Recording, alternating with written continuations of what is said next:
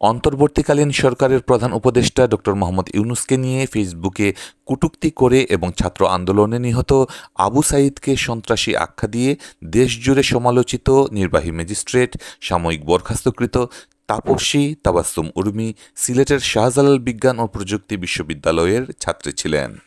তিনি সিলেটের এই বিশ্ববিদ্যালয় থেকে কম্পিউটার সায়েন্স অ্যান্ড ইঞ্জিনিয়ারিং বিষয়ে পড়ালেখা শেষ করে ২০২২ সালে সরকারি চাকুরিতে ঢুকেন।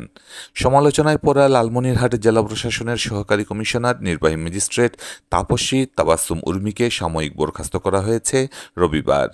এদিন সন্ধ্যায় জনপ্রশাসন মন্ত্রণালয়ের সিনিয়র সহকারী সচিব নীলুফা ইয়াসমিন স্বাক্ষরিত প্রজ্ঞাপনে বলা হয়, বিভাগীয় কমিশনারের কার্যালয় রংপুর বিভাগ রংপুরের ০৬ অক্টোবর ২০২৪ তারিখের প্রজ্ঞাপন নম্বর 05/৪৭/০০০০৬/০০৩/২২/৪০১ মোতাবেক তাপসী তাবাসসুম উর্মি পরিচিতি নম্বর ১৯২৮৬ সহকারী কমিশনার জেলা প্রশাসকের কার্যালয় লালমনিরহাটকে সহকারী কমিশনার হিসেবে বিভাগীয় কমিশনারের কার্যালয় রংপুর বিভাগ রংপুরে বদলি করায় বদলিকৃত কর্মস্থলে যোগদানের নিমিত্ত ০৬/১০/২০২৪ খ্রিস্টাব্দ তারিখ অপরাহ্নে অবমুক্ত করা হলো।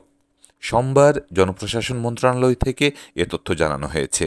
এর আগে তাকে বিশেষ ভারপ্রাপ্ত কর্মকর্তা ওএসডি করে মন্ত্রণালয় থেকে প্রজ্ঞাপন জারি করা হয়েছিল। অন্তর্বর্তী সরকারের প্রধান উপদেষ্টা ডক্টর ইউনূসকে নিয়ে তাপসী তার ফেসবুকে লিখেছিলেন, সাংবিধানিক ভিত্তিহীন অন্তর্বর্তী সরকারের প্রধান উপদেষ্টা বলেছেন, রিসেট বাটনে পুশ করা হয়েছে, অতীত মুছে গেছে। রিসেট বাটনে ক্লিক করে দেশের সব অতীত ইতিহাস মুছে ফেলেছেন তিনি। এতই সহজ। কাউন্টডাউন শুরু হয়ে গেছে আপনার, মহাশয়। স্ট্যাটাসের বিষয়ে জানতে চাইলে রবিবার ম্যাজিস্ট্রেট উর্মি গণমাধ্যমকে বলেন, আমি পোস্ট দিয়েছি, এটাই তো যথেষ্ট। অনলি মি করেছি, বিভিন্ন কারণে হতে পারে। পরে তিনি বলেন, এ বিষয়ে আমি কোনো মন্তব্য করতে চাই না।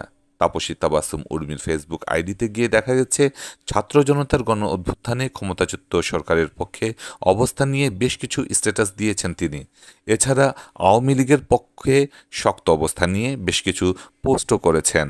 একটি স্ট্যাটাসে তিনি ছাত্র আন্দোলনের নিহত শহীদ আবু সাঈদকে সন্ত্রাসী আখ্যা দিয়েছেন। তাপসী তাবাসসুম উর্মি নেত্রকোনা জেলার পূর্বধলা উপজেলার সদর ইউনিয়নের নসিবপুর গ্রামের মোহাম্মদ ইসমাইল হোসেনের মেয়ে।